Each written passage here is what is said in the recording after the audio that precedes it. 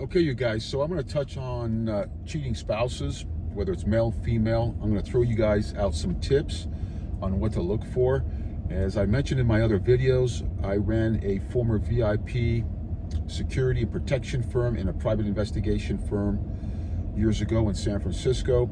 So I'm going to throw you guys some tips. Now, first of all, when you confront your partner, if anything's out of pattern. Now, what's important to do is, when you start a new relationship or you are in a relationship, you should always learn your partners, male, female. Learn them.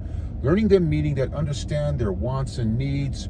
You got to understand their tonality in their voice when they're happy. You create a baseline, just like they do when they do a polygraph test. So you do a baseline test. It's just and how they respond to certain questions, right? So you just develop this naturally just throughout the relationship. You should always do this, male, female, doesn't matter. So you understand a person's pattern, learn them, learn the things that they like the clothes they wear, how frequently they work out, do they take care of their body. So this way, when you create this baseline, if anything changes dramatically, now nothing's 100%, all right? So these are all just tips to look for.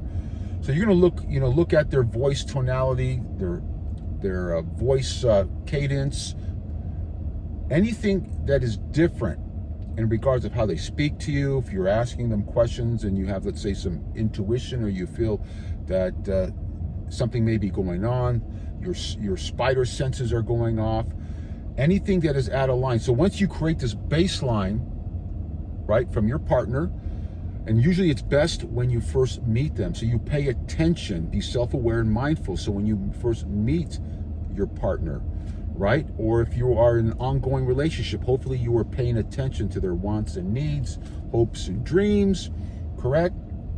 And you know all the little different things they like. You know how they respond to happiness, sadness. You know the clothes they wear, the type of preferences. So if anything falls out of that pattern, you want to look at that. You take notes as well. Now, just because something falls out of pattern does not necessarily mean one is cheating, okay? These are just little food for thoughts to look at. Now, in regards of people, now a lot of people will start looking far and beyond in regards of who may this person be? Who's the other person, or if there is another person? Now, again, it's gonna definitely make a difference if your partner is in sales and they travel a lot in sales. That might be a bit more challenging, but if they are working locally and their offices are local within where you live, then you should always look at what is in their close circles in regards of potential persons that they may be seeing. A lot of folks think it's something far out here or there. Usually it's a person within their close circles, whether it's work, it's at the gym, it's at the yoga studio, or it's a friend of a friend. You have to look within your close circles first. That's generally who they may be hanging out with. So you want to look close. Don't look too far. The evidence is within your reach. You got to take a step back and approach this unemotionally. This way you can look through a different window. And that's best to keep your head cool and just look at it this way. Look at it in that perspective. Because most people, human nature, it's lazy, right? We're very lazy creatures, generally speaking. Human beings are lazy, and they don't like getting out of their comfort zone. Women, men, particularly women. So it would be within your close circles. And all you got to do is, again, look within those circles. If your partner travels a lot, that's a lot more difficult. But then again, anything that is out of their pattern should be something to question. And what you should do is not be passive aggressive. You need to sit that person down, and then you need to ask them questions and let them know that you're feeling insecure, or you're feeling something is not right about the relationship. They're a little more cold. They don't give you as much attention anymore. The sex too, as sex, you can really tell too if your wife, girlfriend, your partner, male, female, let's say if the women, their mind is somewhere else when you're having sex. They want you to get done rapidly, and that's not usually how the sex is with you. Same thing with the man.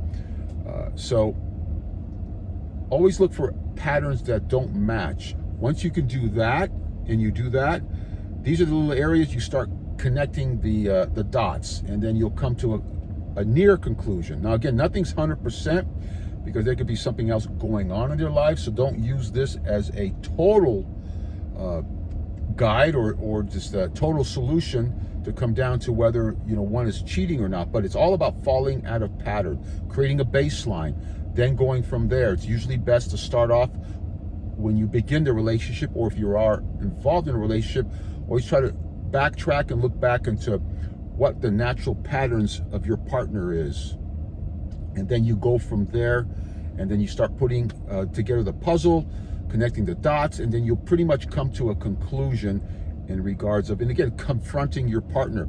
And when you do confront them, eye contact is very important. How they make eye contact to you. They look away and then they look back at you. They can't keep eye contact with you. I guess their voice tonality as well, if that changes. The cadence, the voice cadence is very important, and the monotone as well. So these are all little areas of body language you want to watch. And if they're evasive, if they snap at you right away, usually these are little signs of guilt. When you're questioning them, when you question your partner, you ask them questions.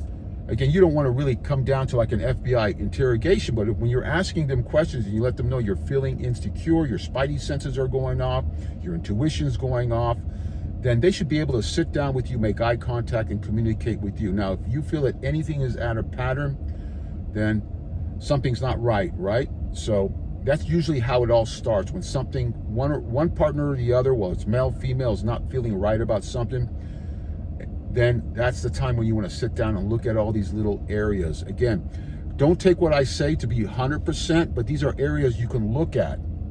And just look at the body language. There's a lot of books you can read on how the FBI actually interrogates. But again, it's all basic body language, voice tonality, voice cadence, voice monotone. Again, anything out of pattern in regards of your partner, anything out of the norm. And, if there's new cologne, new clothes, staying late at work consistently, and you can't confirm if they're at work and you call and they're not there. These are all little areas. But again, don't be passive aggressive. These are things you have to address right away. You got to sit down your partner and ask them questions. And if things are not right, and you continuously feel that they're being evasive, what do? Well, you have to get out of that relationship. That's quite toxic, all right? One or the other has lost respect for the other, and there's no love or respect. And when you don't have that love or respect, then you have a lot of this toxic behavior behind the back, and it's nasty, and you got to step out. That's when you have to get out of your comfort zone, as they say. Sometimes you got to be uncomfortable to be comfortable, or I should say uncomfortable to be comfortable. So don't be lazy, and don't be afraid to step out. We do get comfortable in relationships, and it's scary to leave, but it's things you need to do. So you guys put some thought behind this. Hope you guys are well, and we'll see you guys soon. Later.